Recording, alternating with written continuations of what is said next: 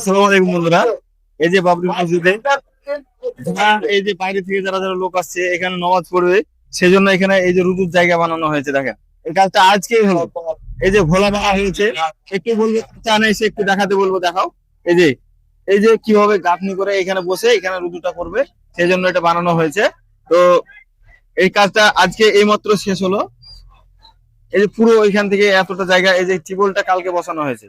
এই যে টিবলটা দেখছেন, এই টিউবওয়েলটা কালকে বসানো হয়েছে। এখানে এসে যারা বাইরে থেকে আসছে তারা স্নান করছে, এবং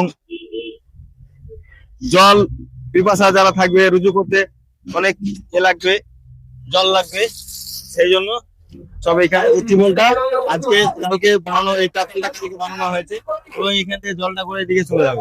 রুজুর জলটা গরম জায়গাটা এদিকে ঢাল করা হয়েছে যেন জলটা পরে এদিকে চলে আসে। এবং এই জায়গাটা পুরো কালকে বানানো হয়েছে। এখানে কল টিউব